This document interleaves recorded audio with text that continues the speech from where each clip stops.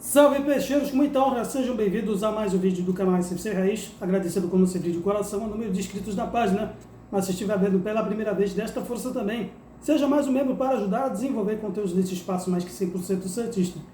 Santos 2, Chapecoense 3, e nessa 32ª rodada do Campeonato Brasileiro da Série B, o alvinegro praiano coleciona mais uma derrota para a frustração da torcida que esperava uma temporada mais tranquila, para se recompor a tragédia que houve no ano passado. Então, o Santos agora sofrendo mais um revés e com a possibilidade de perder novamente a liderança, seja pelo Sport Recife, que tem 2 partidos ainda para fazer, seja pelo próprio Novo Horizontino, que na próxima rodada, se vencer, retoma a liderança de novo.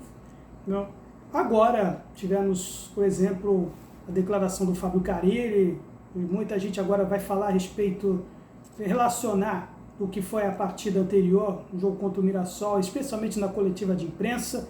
Tivemos o próprio treinador e o Juliano, o que aconteceu, e já está, inclusive, bombando nas redes sociais o fato do Juliano ter cobrado, ou pelo menos ter justificado a ausência do Miguelito, por exemplo, por faltar intensidade para merecer uma chance ou maior nesse elenco santista. Justo isso, também tivemos o Fábio Carille, que apostou as mesmas fichas do que aconteceu no jogo contra o Mirassol, com o Luan Pérez, com o William Bigode, entrando no lugar do Otero novamente, e aproveitando também o fato de ter 3 desfalques, Gil, Pituca e Escobar, mas aproveitando isso e também relacionando algumas declarações constantes da mídia hegemônica, especialmente da Montanha Encantada, longe dos Santos, que constantemente tem o costume de tentar pautar a torcida do Santos e saber entender do porquê das cobranças relativas ao Fábio Carille. E mais uma vez aconteceu isso. Uma pessoa do distinto jornalista Elias Júnior. Mas eu vou deixar isso para o final, porque sinceramente, eles não conseguem entender o que é ser torcedor do Santos. E acabam limitando a sua ignorância como se fosse uma verdade absoluta. Eles não entendem por que a torcida vai a Fábio Carille em momentos em que a equipe poderia estar num desempenho melhor. E hoje, por incrível que pareça, ou para a surpresa de 0 pessoas, Fábio Carille justificou o porquê. Acaba sendo cobrado. Pode ter se gabado na vitória no jogo anterior, onde ele apostou suas fichas em jogadores mais experientes, porém, acontece na partida seguinte, ele contradiz totalmente o que ele falou na última coletiva a respeito do Miguelito, a respeito dos jogadores da base, que nesses momentos agora de reta final do campeonato, ele vem aposta em jogadores mais experientes. Sendo que agora, por exemplo, ele teve a opção de colocar no lugar do Escobar o Rodrigo Ferreira. Poderia ter colocado até o Rainer, como aconteceu, inclusive, que fez uma boa temporada razoável no campeonato estadual e não relaciona mais naquela posição. Mas resolveu apostar no Souza, que inclusive chegou a ser mencionado pelo próprio Carille na sua justificativa em não colocar o Miguelito. Justamente porque, falando na voz da experiência. Mas bem, ele próprio acaba dando munição para ser cobrado, para ser criticado, porque contradiz exatamente o que ele diz na coletiva. Apostando no Souza. Não que isso tenha sido ruim, pelo contrário. Souza foi excelente no jogo. A julgar pela pouca experiência dele no profissional, fez o cruzamento do gol, foi nem um cruzamento, foi um passe com a mão no açúcar para a cabeçada do Guilherme tirar a zica de vez na abertura do marcador. O problema é justamente essas contradições que o cara diz. Às vezes ele fala uma coisa, mas acaba tendo outra na percepção. E já é uma coleção agora nessa temporada, visto que tivemos aí o episódio da quase transferência para o Corinthians que não se concretizou, na qual ele pedia para falar com o empresário quando perguntado por ele, fora outras ocasiões, o próprio Miguelito, por exemplo, por que ele não colocou, ele chegou a colocá-lo aos 43 minutos do segundo tempo e jogando numa posição que não é dele pelo lado esquerdo. Isso os setoristas que não acompanham o Santos de perto não entendem. E não querem entender. Do contrário, esse que é o problema. E o Santos hoje, com o Carille, apostou que poderia se repetir com a Chapecoense o sucesso que teve com o Mirassol mesmo, que por linhas todas. O problema são os efeitos colaterais. O William Bigode entrou bem e foi ótimo contra o Mirassol. Só que, tal como aconteceu na partida anterior, ele propiciava espaços para subidas às laterais, que é justamente um dos pontos fortes desse limitado time da Chapecoense, que luta para não cair. As descidas às laterais em velocidade. Os chutes de longa distância, especialmente da parte do Marcelinho, que guardou dele, não do jeito que ele costuma fazer, mas uma falha individual do Brasão, sabe? E também o lado esquerdo, que virou quase desguarnecido. Toda a bola que o Chapecoense usava tinha como referência exatamente quando? Nas costas do William Bigode, que não tem a mesma prerrogativa do Otero em auxiliar na marcação com o João Pedro Schermon, que mais uma vez ficou sem pai nem mãe na maioria da partida. Não há uma química, é impressionante que não há uma química com um toque de bola entre o Schermon e o William, salvo o gol que o William fez próprio no segundo gol contra o Mirassol na lateral. E depois disso, não há uma química, sabe? E o time da Chapecoense, fazendo a parte dele, com aquela linha de 4 e a nossa habitual dificuldade em quebrar as linhas, né, no jogo vertical, agora também desfalcado do Diego Pituca. Hoje deu para perceber que quem deveria fazer essa função para adiantar um pouco mais à frente, mesmo numa posição que ele não costuma ser habituado nas partidas que nós vemos, que era o João Schmidt.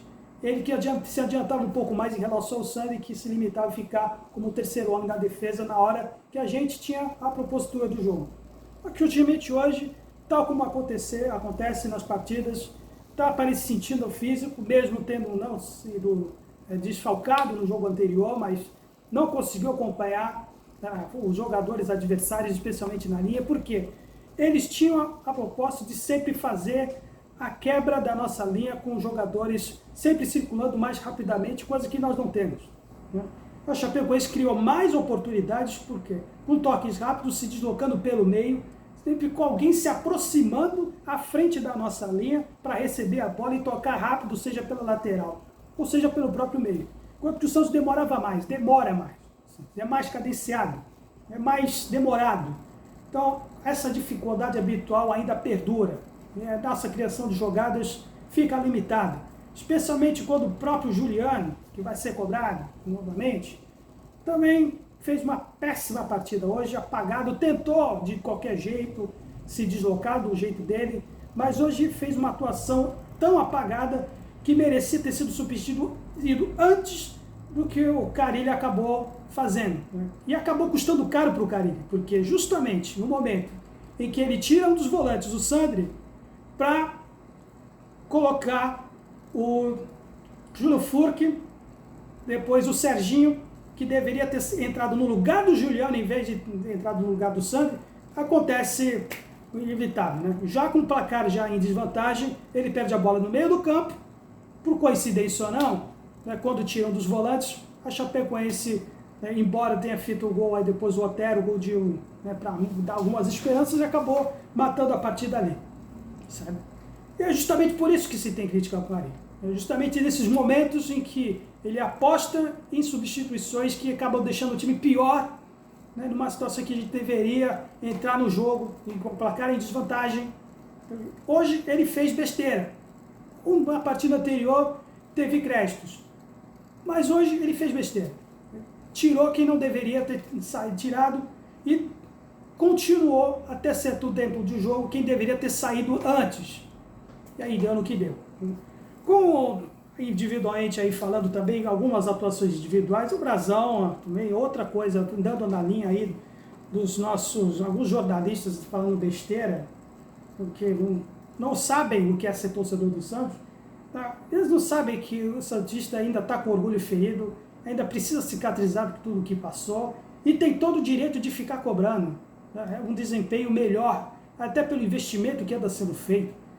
Vendo, por exemplo, o que aconteceu no passado com o Eduardo Bauerman, envolvendo o esquema de apostas, tem todo o direito de agora desconfiar do Brasão, que mais uma vez faz uma falha grotesca, jogando como visitante, numa bola aérea que ele deveria ter saído, e de uma forma muito estranha, de novo, ele acaba falhando, comprometendo completamente o planejamento do jogo.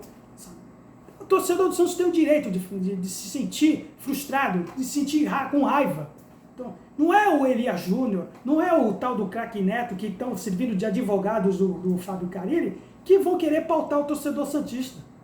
Uma torcida que chegou, até os mais antigos dizem, que chegou até vaiar o Rei Pelé. Ninguém menos, somente ele.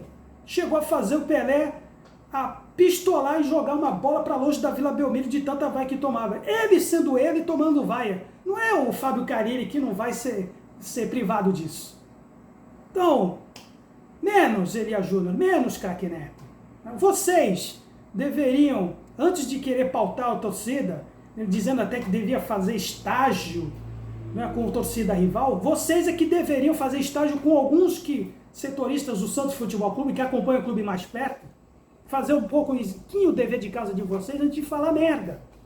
Porque, olha só, Brazão, mal, de novo. Né? Pedro Sherman, sem pai nem mãe, eu já falei dele. O Jair totalmente inseguro de novo. Né? E aí indo na linha do seu Carille, que falou tanto da experiência, contradiz o que ele teve. Poderia ter colocado o João Basso. Hoje, se a premissa dele era de experiência em momentos decisivos, poderia ter optado por João Basso em vez do Jair, que foi totalmente inseguro hoje na partida. Acertou quando colocou o Souza, que demonstrou ter muito mais recursos em linhas de fundo do que o Escobar, tanto que o primeiro gol saiu nos pés dele. E a jogada construída do segundo gol teve também participação dele, o gol do Otero. Mais outra, Schmidt mal de novo, o Léo conseguiu acompanhar no meio do campo, foi completamente uma espécie de cosplay do Thomas Rincon, que eu critico bastante, que o Dom não consegue acompanhar um meio de campo veloz. Hoje também o Sandri, que pesa as limitações dele, não deveria ter saído e acabou, por opção do Carille, acabou sendo, né, o pivô desse segundo gol que aconteceu, né, desse terceiro gol da Chapecoense, por exemplo. E o Juliano agora vai ter que ser cobrado agora da tal intensidade que se cobra do Miguelito. Cadê a intensidade do Juliano agora, que ele perdeu a bola no meio do campo, né? E também, o William Bigode, a aposta que o Carille fez, hoje se mostrou que em determinadas situações nem sempre vai dar certo. E hoje foi diferente, tinha que ser diferente. Apostou com o William Bigode de novo, numa situação que não era a mesma que foi diante do Mirassol, e poderia ter começado com o Otero. E hoje o William Bigode teve uma atuação apagadíssima, tentando se deslocar da mesma maneira, mas além de ter dado muito espaço para os adversários nos lançamentos dele pelo lado esquerdo, também não teve uma grande partida hoje. O Wendel Silva, que se desloca, tem mais movimentação, é o cara descendo de em vez de centroavante, é o cara de recursos para assistência de quem vem de trás para receber a bola, de finalização. Hoje poderia ter ficado mais tempo e colocou o Furk. O Furk que, junto com o Juliano, coincidiu justamente na queda de produção que o Santos teve em momentos da partida aí, naquela sequência de 4 derrotas seguidas, que ele não se movimenta bem, colocando ele para fazer a mesma função do Wendel Silva, sendo que o forte dele é justamente o que? As jogadas de linha de fundo, que já tínhamos o Souza. Mas quando o Furk entrou, cadê os cruzamentos? O Furk foi obrigado a fazer a mesma função que ele não consegue fazer da mesma forma que o Wendel Silva, tendo que correr, sair da frente, receber a bola pelo meio, tanto que depois o erro do passe do terceiro gol começou com ele também. E o Guilherme tirou a zica, mas fora isso também depois foi muito marcado, não apresentou muita coisa, continua sendo o cara que mais finaliza desse time. O Otero entrou justamente para fazer aquilo que o Juliano deveria ter feito durante grande parte da partida, com aquele gramado, com o conhecimento que a equipe anfitriã possui, que era aproveitar o chute de longa distância, e acabou não fazendo. O Otero fez. Outras substituições que tivemos desastrosas agora. Lá Quintana continua sendo aquele cara que poderia ser o Miguelito, mais uma vez provando que não. Eu esqueci dele até, inclusive, naquela análise diante do Mirassol, esqueci do nome dele. Mas pelo jeito é um fantasma em campo. Entra e não sai, não consegue agregar nada. E o Carille continua colocando ele. E tem toda a razão a torcida de criticar o Carille nesse ponto. Ele está vendo que ele está colocando alguém que não consegue desenvolver nada nesse time. Sendo que o Miguel poderia fazer na mesma função dele. Certo? E o Furk, já falei dele também. Outro mais que eu poderia ter lembrado aqui, o Rainer, que talvez poderia dar uma movimentação mais gás físico do que o João Pedro Sherman no momento que a gente estava em desvantagem. Então não acrescentou muita coisa. Bem, É mais uma espécie de desabafo, galera. Um torcedor do Santos que ainda tem que aturar certos papagaios de pirata. Se fosse até o saudoso Luciano do Vale, o ex-patrão dele, talvez teria dado uma reprimenda, porque ele descia a serra, ele sabe. Mas caras como o seu Elia Júnior não têm a menor noção da realidade e ainda tomam isso como se fosse uma coisa absoluta para ser seguida. E é justamente por esse motivo que a razão de viver de certos canais tem o fato da torcida do Santos ser uma das maiores presentes em redes sociais e que acompanha a mídia alternativa como essa.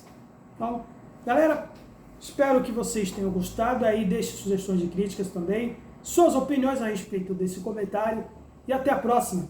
Santos sempre Santos. Valeu!